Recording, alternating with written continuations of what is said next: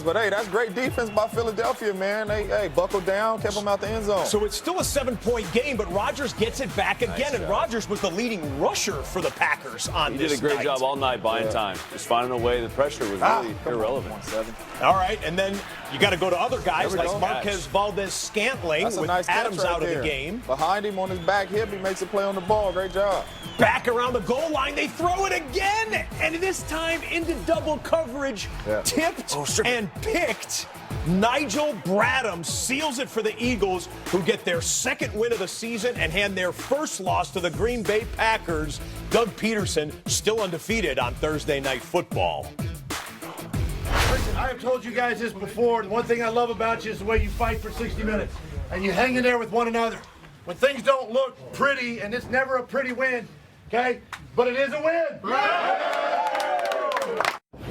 And as some characterized it, a must-win, and they get it done. After the first quarter of the season, the Eagles are 2-2. The Packers drop to 3-1. And you look at this performance tonight, the offense showed up. They had the running game going as well, punched in 2 rushing touchdowns, and the head coach at the podium after the victory.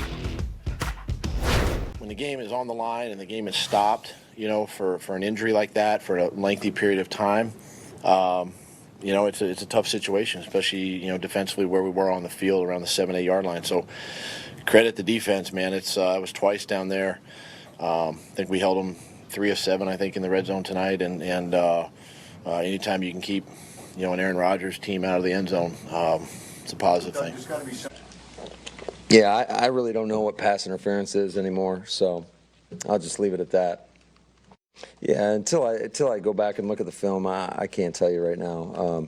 But I know we better fix it. Otherwise, teams are going to that's going to be their blueprint to beating us. Is they're going to try to run the football and grind it out. You know, we got to do a much better job to get teams and stuff to run on those early downs to get them in those longer yardage situations.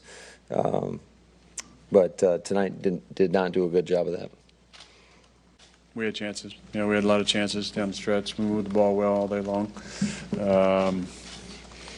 You know, we just struggled in the red zone. 2 field goals, you know, 4 passes on the one, and then obviously the turnover. Talk more about those chances for the Packers in just a minute.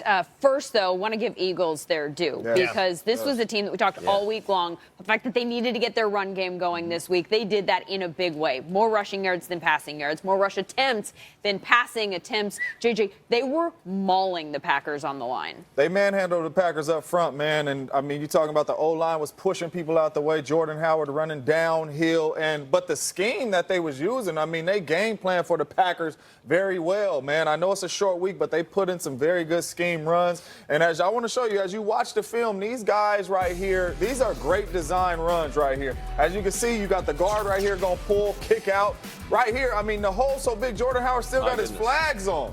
Anybody can run through that hole right there. The Packers got to do a better job of stopping the run. Then right here, you see come down right here, crack Big Lowry right there. You see the hole again. I mean, any running back can run through these holes and get positive yards. And it was great scheme runs, but 176 yards on the ground. And you have a quarterback like Carson Wentz that can make throws. You're not going to win games like this. And then right here, this is great vision by Jordan Howard. Cut back and then stick his foot in the ground, seal block right there, get up there, and then yards after contact. I mean, that's 4 or 5 yards after contact down there. But they did not have an answer for Jordan Howard all game long. If you cannot stop people from running the ball, your defense is going to have a very, very long day. And they got another kid coming up next week that can run the ball as well, too. So they got to get that stuff fixed. Well, and then the tough part about that, a lot of those runs, there's single safety. So you're playing a loaded box. You got enough guys up there, but the great job like you designed was just showing the different designs and how they ran the ball. They were very creative in how they did that. And it was a conscious effort, which sometimes when you go into and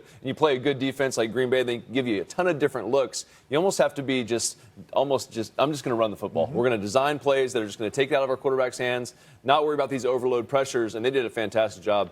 Really good. Carson Wentz with 160 yards through the air. That's his lowest passing output of the season, but it got the job done. What did you see from him? It did, because he had one-on-ones when he had an opportunity to throw the football, and Zach Ertz was the guy. Zach Ertz I thought he played really well, threw the ball accurately on the outside. Alshon Jeffrey made some plays on the outside.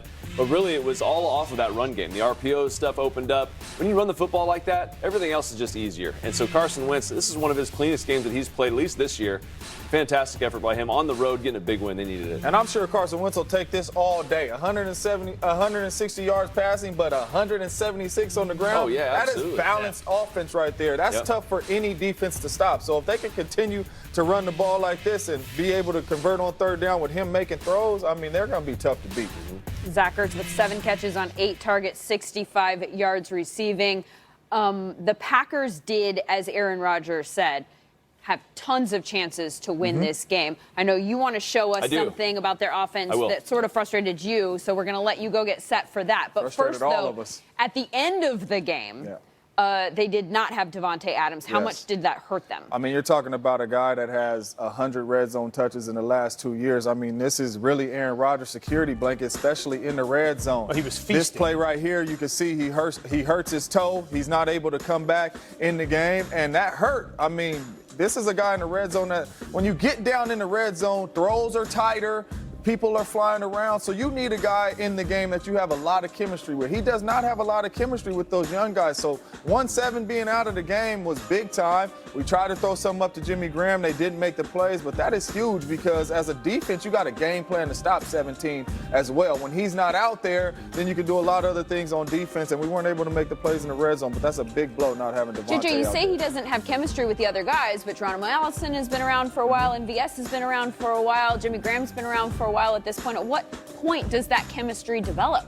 I mean, they just got to play more games. When I talk about chemistry, I'm talking about knowing what Aaron Rodgers is thinking. Davante probably is the only one Shouldn't on they that know that by field. now? It takes time. But he's playing in a new offense, though, too. So Aaron Rodgers' thinking has changed in the last 4 months. It takes a lot of time, too. I know when Aaron's thinking. If Aaron looks at me twice, I know he's about to throw this thing back shoulder. I know Davante might think that, but I don't know if MVS, Marquez Valdez-Scantling is thinking that. I don't know if Jimmy Graham is thinking that. So it takes time to get that, and especially in the red zone. Things happen so much faster that chemistry has to be on point. And you could tell with Davante out of the game, man, we really didn't have anybody to go to.